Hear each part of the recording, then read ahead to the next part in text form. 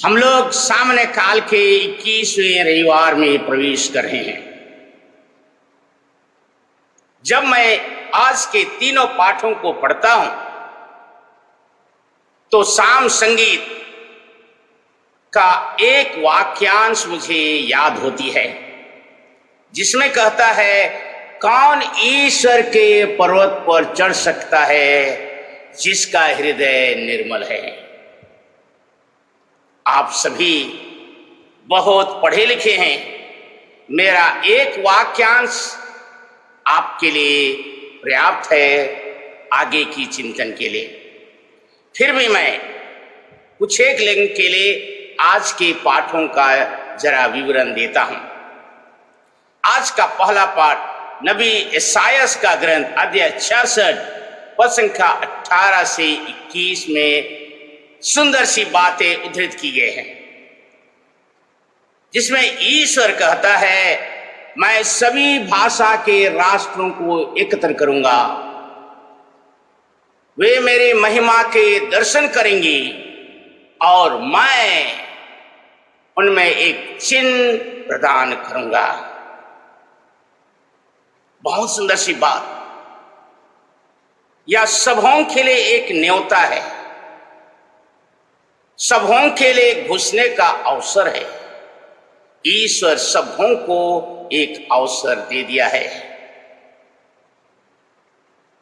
इसमें कहने की बात नहीं होगी कि कौन अच्छे धर्म में है, कौन अच्छे कर्म में है, लेकिन जिनका हृदय निर्मल है, जिनका हृदय शुद्ध है, पवित्र जीवन जीते हैं, ईश्वर पर भरोसा रखते हैं, वही ईश्वर की पवित्र पर्वत पर चढ़ सकेंगे। आज संत लूकास के सुसमाचार अध्याय 13 पद संख्या 22 से 30 में बहुत सारे बातों में से एक बात हम प्रत्येक जन को छू जाता है। यीशु ख्रीस्त नगर नगर गांव गांव उपदेश देते हुए यरूशलेम की ओर आगे बढ़ रहे थे। उनमें से कुछ लोगों ने यीशु से पूछा, गुरुवर, क्या थोड़े ही लोग मुक्ति प्राप्त कर सकेंगे? इस पर यीशु ख्रीस्त ने कहा, सकरे द्वार से प्रवेश करने का पूरा पूरा प्रयत्न करो, क्योंकि बहुत से ऐसे लोग हैं जो प्रयत्न करने पर भी प्रवेश नहीं कर पाएंगे, क्योंकि जब घर का मालिक द्वार बंद कर चुका होगा तब आप आके खटखटाएंगे और कहने लगेंगे, प्रभु हमारे लिए खोल दीजिए। तब घर का मालिक कहेगा, मैं नहीं जानता हूं तुम कौन हो। तब कहोगे, हमने आपके साथ खाया पिया, आप हमारे नगर में उपदेश दिए। फिर भी कहेंगे, मैं नहीं जानता तुम कौन हो। मेरे प्रियजन, जब इन पाठों को मैं मनन चिंतन करते हुए सारा दिन सोच रहा था, मुझे लगता है यीशु ख्रीस्त को महसूस हो गया कि कुछ एक लोग बचेंगे। दुख की बात, कुछ लोग ही स्वर्गराज में प्रवेश कर सकेंगे, कुछ लोग ही स्वर्गराज के द्वार पर प्रवेश करने की कृपा पाएंगे। जब स्वर्गराज में प्रवेश करने की बातें होती है तो हमारा पैमाना और ईश्वर का पैमाना स्वर्गराज प्रवेश करने के लिए अलग है। हम सोचते हैं एक्लेजिया नुल्ला सालुस, केवल कलीसिया में ही मुक्ति संभव है। देखिए, जरा गड़बड़ मत रखिए।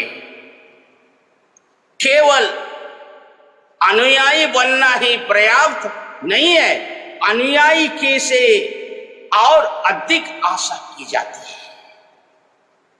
आपको मेहनत करना होगा। सक्रिय द्वार से प्रवेश करने की भरसक कोशिश करना होगा।